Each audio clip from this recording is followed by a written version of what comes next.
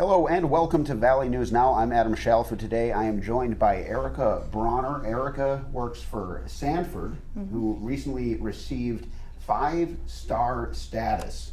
And so truly one of the best hospitals in the country, some of the best medical care in the country. We'll talk about what that means and what goes into that, what kind of proactive work goes into that. But first of all, thank you so much for joining me on Valley News Now. Yeah, thanks for having me. And so, Erica, first and foremost, just tell me a little bit about what you do for Sanford. Yeah, so again, my name is Erica Bronner. I'm the quality manager here for the Fargo region of Sanford Health. Been with the organization for a little over 10 years, and a large part of my work and our team's work is helping to drive some of those quality improvement practices and performance improvement, and just really ultimately having these 5 stars being our goal, and that's really what our team is anchored in on doing. Excellent. Well, let's talk about what that means exactly. 5-star status. How would you explain that? Yeah, so when we're talking about 5 stars, we're talking about a CMS 5-star rating, and CMS being the Centers for Medicare and Medicaid Services. And so really what that means is it's a designation earned by roughly 8% of organizations that have their quality measures ranked. And that means that's about 8% of almost 5,000 hospitals, about 4,600 hospitals. And really we are ranked on our quality measures and our evidence-based practices. And so really what 5-star means is that we are providing that top tier category in a variety of different categories to our patients in our communities. And so really it's a high honor for us to achieve that 5-star status, really saying that we are providing the best of the best care to our communities.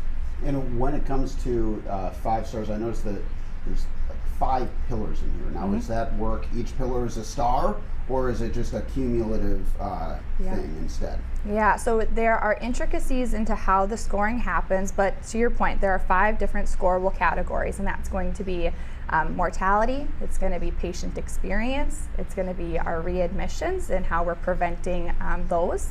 It's going to be the safety of care, and then it's also going to be timely and effective care. So a lot of data is taken upon those different categories. There's different weights that go into it, but that's ultimately what produces our 5-star ranking.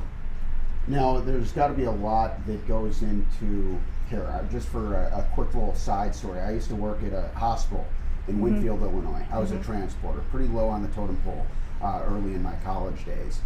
But it was eye-opening for me just to see how much communication goes into effective care, how much organization goes into providing hospital employees with the right resources to be at their best day in and day out, which kind of leads me to the question of what goes into facilitating that quality of care at Sanford. Yeah, I really attribute a lot of that to our journey in becoming a high reliable organization. And really what that means is it means that our people, our processes, and our systems are functioning as intended every single time. And really that sets up the patient for having exceptional care. It also sets up the employee for being able to provide that exceptional care. And really HRO, or high reliability, applies to everybody. To your point, non-clinical team members are just as important as the clinical team members when it comes to patient safety, how we're moving our patients through our system. And so a lot of that work to become a high reliable organization is really challenging ourselves to think, are our systems as best as they could be? What could we improve upon, and how could we enhance the experience of the patients when they're spending time not only in their hospitals, but in our procedural spaces or even in our clinics as well. And so really it's getting us to think innovatively, how can we use evidence-based practice to just continuously seek for improvement and continue to be that innovative leading healthcare organization. So it sounds like there's a lot of kind of self-scouting, analyzing how is this going, how can we keep improving. Is that something that is structured through, I don't know, like people higher up in Sanford, like, hey, we're gonna have a meeting and talk about where we can improve? How does that work? Yeah, there are strategic plans that our organization has that really kind of helps be, our driver in moving progress forward. But what we know is that a plan is great, but really what we need to do is engage our people in being a part of that plan and being a part of that change. And so recognizing we can't all be experts in everything, how can we pull those key stakeholders who are really at the bedside providing that care or doing those patient transports, bring them into the conversation and get their input and get their expert opinion on where we can make our improvements.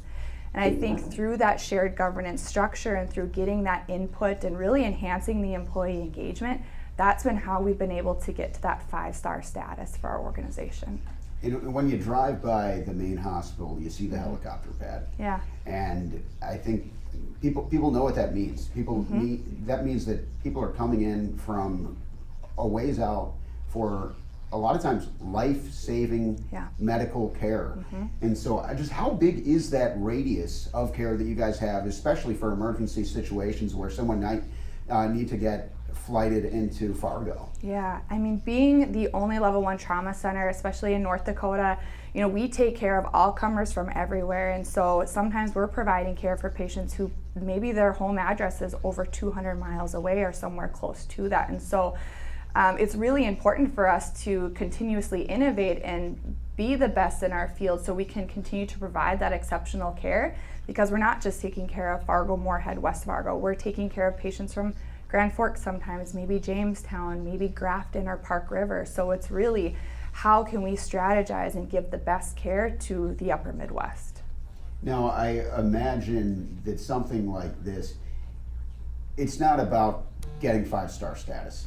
It's about helping the people, and but at the same time, getting that 5-star recognition, it has to feel good for you and your team.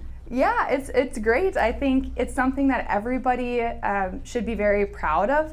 I think, you know, having the engagement that we've had with our teams has been pretty incredible. We are seeing enhanced engagement as we get further along in becoming a high reliable organization. So seeing that our patient care is exceptional and seeing that our employee engagement is also increasing, it feels really good, and it feels pretty special to be a part of it, and to be you know, able to sit here with you and talk a little bit about the impact that we're able to make together.